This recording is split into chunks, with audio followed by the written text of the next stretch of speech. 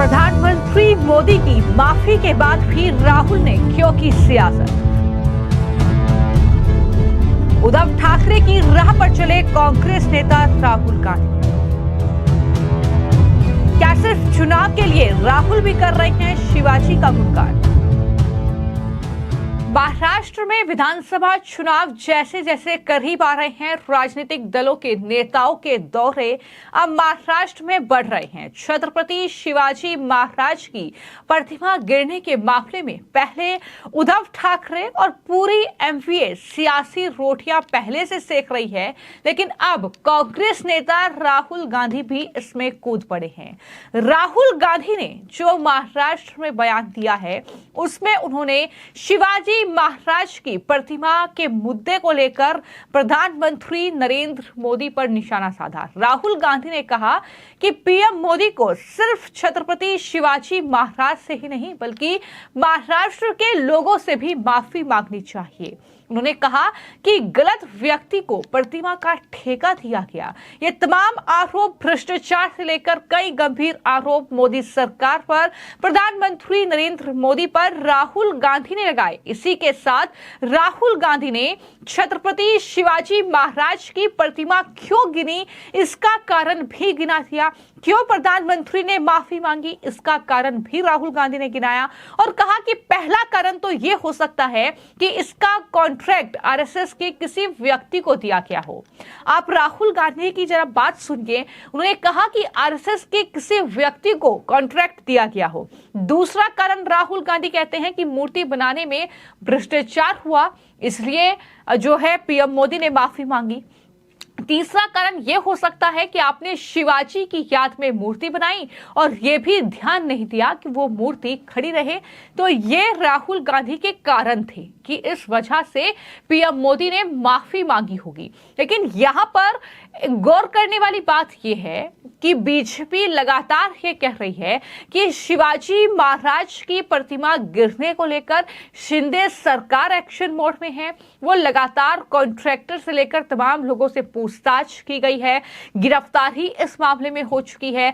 PM Modi ने माफी मांगी थी और ये कहा था कि शिवाजी महाराज उनके लिए कोई व्यक्ति नहीं है, वो महाराजा सिर्फ नहीं है बल्कि हमारे वो पूजनीय हैं। और उन्होंने ये कहा था कि छत्रपति शिवाजी महाराज के सामने मैं नतमस्तक हूं और मैं क्षमा मांगता हूं कि इस तरीके से उनकी ये प्रतिमा गिर गई है।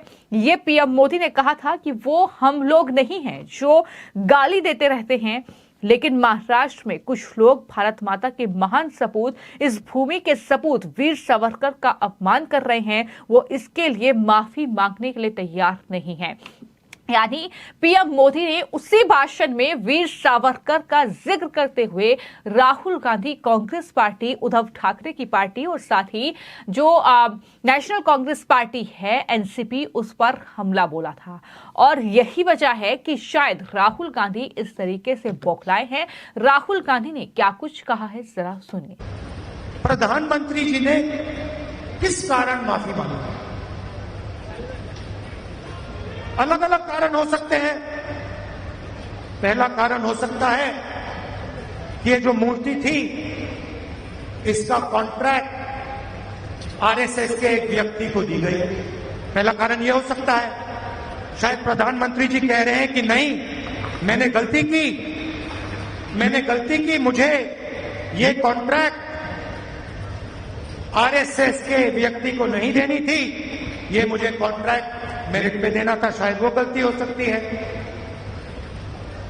दूसरी गलती हो सकती है कि मूर्ति के बनने में भ्रष्टाचार हुआ, चोरी हुई। शायद प्रधानमंत्री इसके लिए माफी मांग रहे हैं कि मैंने जिसको कॉन्ट्रैक्ट दिलवाया उसने भ्रष्टाचार किया, महाराष्ट्र के लोगों से चोरी की। यह कारण हो सकता है। तीसरा कारण हो सकता है कि आपने शिवाजी महाराज की मूर्ति बनाई, उनकी याद में आपने मूर्ति बनाई और आपने इतना भी ध्यान नहीं दिया कि वो मूर्ति खड़ी रहे। मैं आपको गारंटी देता हूं, कदम जी की जो मूर्ति बनी है ना, आप यहां 50, 60, 70 साल बाद आ जाइए, यहां आपको दिखेगी।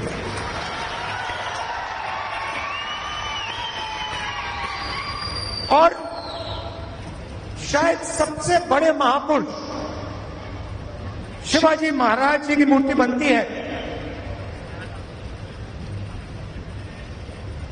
और कुछ ही दिनों में भ्रष्टाचार के कारण, गलत व्यक्ति को कॉन्ट्रैक्ट देने के कारण वो मूर्ति गिर जाती है। तो राहुल गांधी ने कहा कि पीएम मोदी को सिर्फ वीर शिवाजी से नहीं, पूरे महाराष्ट्र से माफी मांगनी चाहिए। उन्होंने कहा कि मैं जानना चाहता हूं कि शिवाजी महाराज की मूर्ति ढहने पर प्रधानमंत्री मोदी द्वारा माफी मांगने की वजह क्या थी, और ऐसे में उन्होंने कई वजह जो है वो गिनाई। और राहुल गांधी ने यह भी कहा कि सबसे बड़े महापुरुष शिवाजी महाराज की मूर्ति बनती है, भ्रष्टाचार और गलत व्यक्ति को कॉन्ट्रैक्ट के कारण मूर्ति गिर गई। उन्होंने कहा कि पीएम को सिर्फ शिवाजी महाराज से नहीं, महाराष्ट्र के हर व्यक्ति से माफी मांगनी चाहिए। आप सिर्फ 2 लोगों की सरकार क्यों चलाते हैं? कारण कोई भी हो, प्रधानमंत्री और बीजेपी शिवाजी महाराज के साथ पूरे महाराष्ट्र के अपराधी हैं। उन्हें हर एक प्रदेशवासी से अपने व्यवहार और भ्रष्टाचार के लिए माफी मांगनी चाहिए। राहुल गांधी ने ये तमाम बातें कही। कांग्रेस कार्यकर्ताओं को खूब उन्होंने जिक्र किया, उन्होंने खूब तारीफ कांग्रेस कार्यकर्ताओं की, लेकिन इस पर बीजेपी के राष्ट्रीय प्रवक्ता शहजाद पूनावाला ने भी पलटवार किया और राहुल गांधी और पूरे एमवीए की पोल खोल कर रख दी। सुनिए शहजाद पूनावाला ने क्या कुछ कहा है। देखिए, एमवीए का मतलब महाविकास अघाड़ी नहीं, महाविचित्र अघाड़ी है। इनमें मिशन विशन कुछ नहीं है। ये केवल कमीशन, करप्शन और अपने अपने एम्बिशन और मोदी के प्रति ऑब्सेशन के लिए एक हुए थे। इनमें कोई ऐसी बात नहीं है जिससे वो एक हो, और इसीलिए एक दूसरे को धोखा देना और एक दूसरे को हमेशा टांग खींचना, यही चलता रहता है। अब उद्धव जी की बड़ी मनोइच्छा थी कि उनको मुख्यमंत्री के चेहरे के रूप में घोषित किया जाए।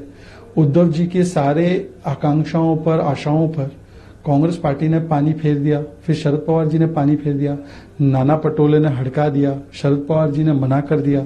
तो अब उद्धव ठाकरे जो पहले से नाराज थे, क्योंकि इससे पहले कांग्रेस पार्टी ने लोकसभा चुनाव में उनके साथ बहुत बड़ा धोखा किया।